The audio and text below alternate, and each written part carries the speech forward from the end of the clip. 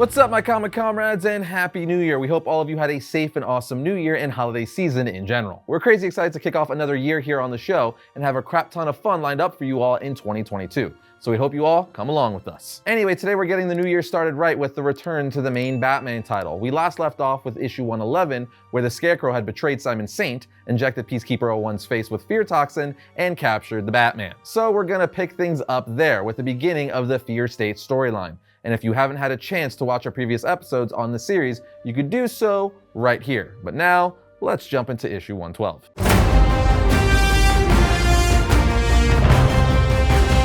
Issue 112 starts off with a commercial of Saint Industries with a bunch of people saying they believe in the new Gotham City.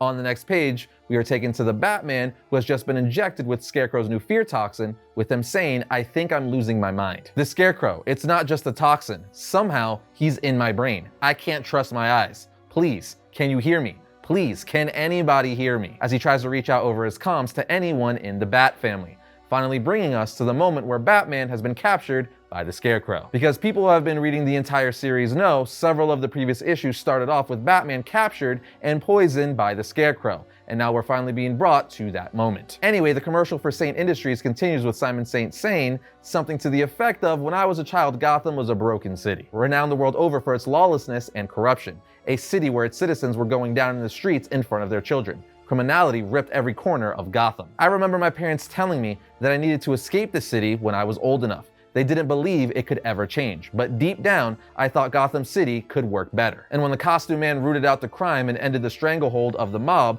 the old Gotham died, and I was grateful to Batman for saving the city I grew up in. I thought Gotham had a future. Little did I realize what was gonna happen next. How this city would come to be gripped by madmen and have one man in a costume with no accountability who wouldn't be enough to stop it. That the police couldn't stop it either.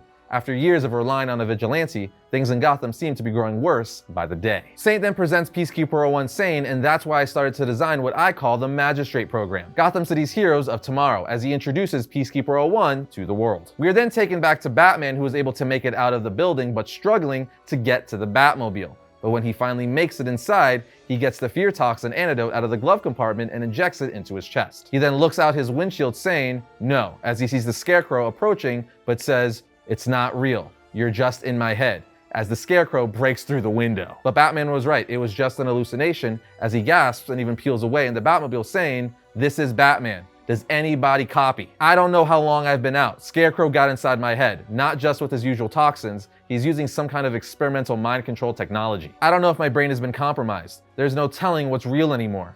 This is Batman radioing to all of his allies. Please, does anybody copy?" We are then taken to a news segment where Simon is saying, "It's not that my magistrate are better than the GCPD. It's just the GCPD was never trained to deal with metahumans and martial artists. The magistrate specializes in that. So we will let the police do what they were trained for, and the magistrate will go after the costume crime." We are then taken to the present where Mr. Saint is throwing up next to his assistant. Remember, he's throwing up after the Scarecrow betrayed him in the last issue. So essentially, he's sick to his stomach because he knows he has some big problems ahead of him. We are then taken to Peacekeeper 01 in the streets, who's hallucinating like a crazy person after taking the biggest dose of fear toxin anyone has ever taken, as said by Scarecrow in the last issue. We see that he thinks people in the streets are essentially zombie jokers, saying, "They're all dead. It's Arkham all over again.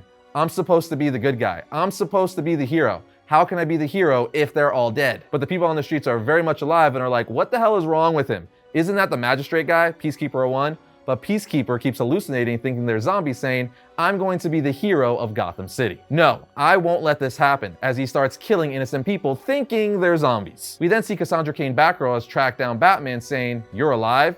With him responding, "Of course I am." Stephanie Brown then comes out of the clock tower saying, "You look like hell, Batman. What did Scarecrow do?" He replies, "Threw me off my game. Also, I didn't even hear Cassandra coming. My equilibrium is still off. Nobody should be able to get the drop on me like that." He then asks, "Why is Cassandra surprised that I'm alive?" Barbara then tells him, "I'm guessing you haven't heard the messages from the new Oracle." Inside the clock tower, she explains to Batman that someone has hacked into her computers and is acting as the new Oracle, what she calls the anti-Oracle, spreading this information to everyone in Gotham City, saying stuff like, "Board up your windows, kiddies. The Batman is dead. The Scarecrow has poisoned your water. And the magistrate is coming to steal your children." Batman then says our priority needs to be finding Peacekeeper 01. Scarecrow loaded a gun and unleashed him on Gotham City. but I need to get myself in order. Can you reach Ghostmaker? At which point she does, and Ghostmaker tells them that everyone from the Unsanity Collective is safe. Harley Quinn brought a lot of us down to the strange jungle growing beneath the sewers of Gotham.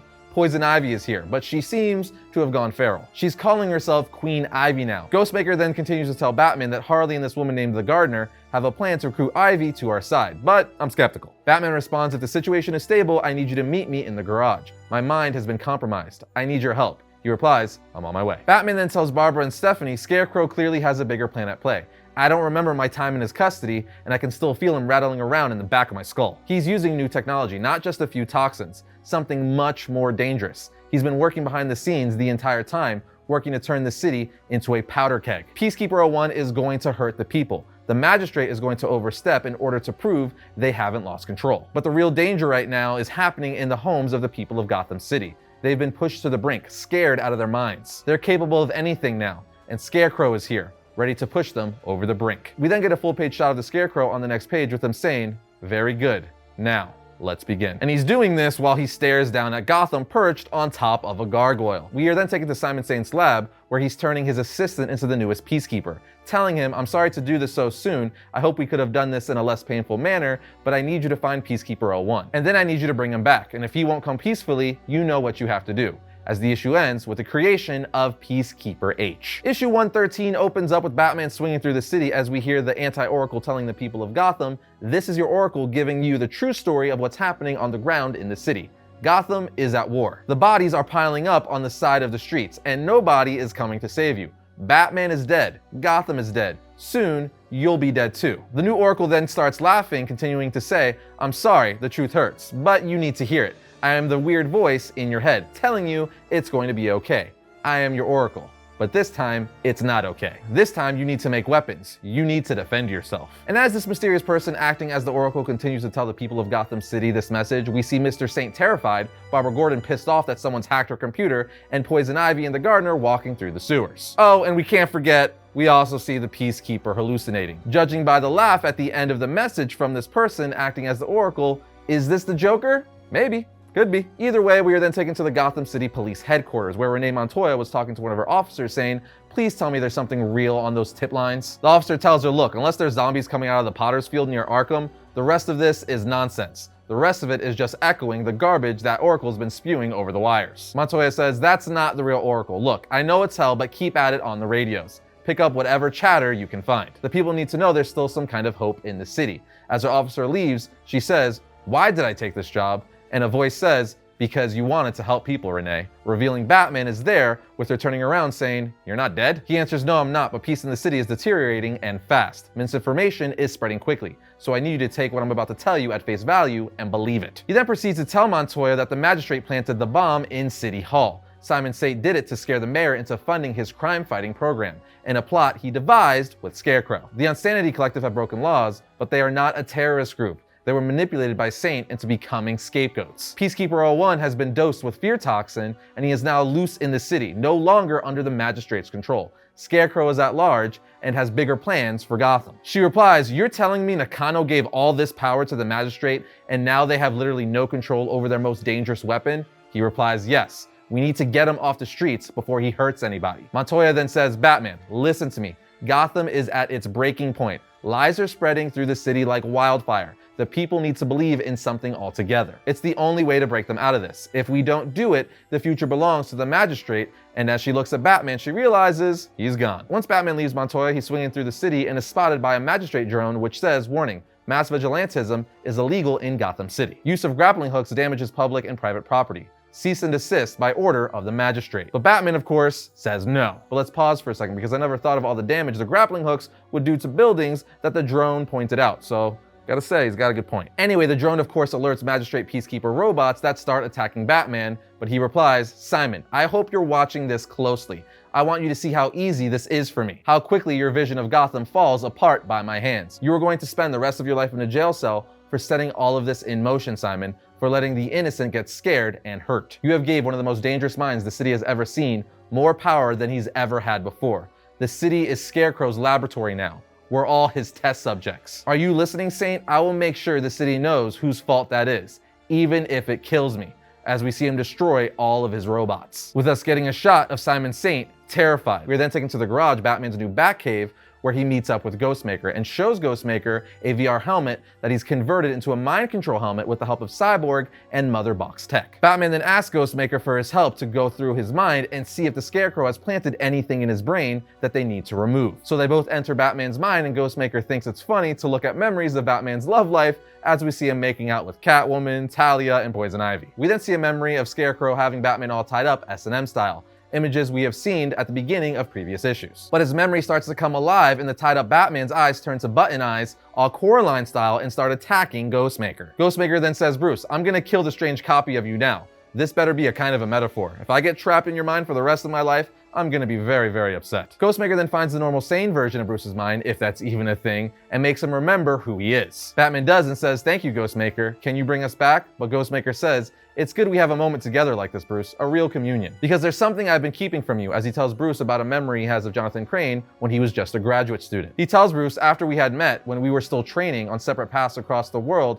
he would always harp on my limitations, that I didn't understand the emotions I couldn't experience. And now that held me back. I wanted to understand you better. I wanted to understand your fear. So I found a teacher, a relatively young man that's not much older than you were, a graduate student in the Gotham University psychology program who was already making waves after a few papers published on the nature of fear. And of course, that person was Jonathan Crane. Batman says, "I told you to try to understand empathy better, and you went to the Scarecrow to teach you how to feel." Ghostmaker says, "You don't have to be so mean." He then recounts what Crane told him all those years ago, as we see a young Crane tell a young Ghostmaker, fear is an evolutionary tool. It's far more primal than any other emotion, deep and animalistic, but human beings are special creatures. We are confronted by fear, and then we endeavor to overcome it. Our bodies and minds change to overcome that fear. We evolve past it and become something more than we are otherwise capable of. Think of early man and the snake. We evolved, we see more shades of green to see it sneaking through the brush. And now we can catch the snake and kill it. This is why I hate the modern world. We cuddle and comfort children, telling them not to be afraid,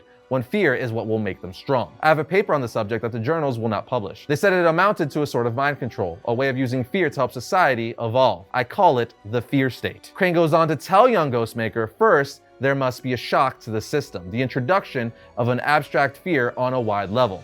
It primes the people. Then you must seize control of the narrative being provided to the public. You push the media to fan the embers of the raw fear into a flame. Then you must start to focus that fear into the shape of what the society needs to overcome. A straw man that could funnel all the abstract fear together. A figure I call a scarecrow. At this point, with their fear heightened to the point of clarity, a pure state of fear, or fear state, you push the people to confront the scarecrow. And having conquered this fear, they have been made better. Batman tells Ghostmaker in his mind that kind of mass manipulation. Ghostmaker interrupts saying he said it would only be possible in an event of a terror attack or some kind of battle in the city. Batman answers, like the Joker war. They then take off the mind control helmets with Batman saying, so this means the Insanity Collective, those were the false scarecrows. He's going to fixate the city on something else. Damn it, he's inside of Peacekeeper 01, just like he was in mine. We are then taken to Peacekeeper 01 who says, I don't understand. What did I do? What is this? Why can't I think straight? I'm the hero, damn it. I'm here, and I'm going to save Gotham City. Peacekeeper H then shows up saying, I don't know about that, Sean. It's a mess here. It's pretty ugly. Can you imagine if press found out, or the police? Look, you're hurting. I get that. I don't want to see this go sideways. Surrender now and we'll get the Scarecrow out of your head. But he just replies saying, no, I am the hero. As Batman goes to tell Peacemaker, he's controlling him, pushing him. Scarecrow's turned the city into a powder keg. Peacekeeper 01 is the match that's going to blow it all to hell. And with that, the issue ends. There we have it, friends, issues 112 and 113 of Batman. I'm digging where the story is going and very curious to see how it ends, as we kind of know where it goes as we saw the Magistrate in the Future State event from the beginning of the year. I love the detail we're getting with the Scarecrow's plans and a deep dive and look into how Jonathan Crane uses his fear to manipulate people. It's very cool stuff, but that's just my 2 cents. What do you guys think of this story and these 2 issues? Let us know in the comments. And that's going to bring today's episode to a close. But if you enjoyed today's Batman-themed episode, check out this one right here. And if you like all of our content, subscribe, like, and comment. It helps the channel out. But other than that, I'll see you guys next time when we talk about all things comics.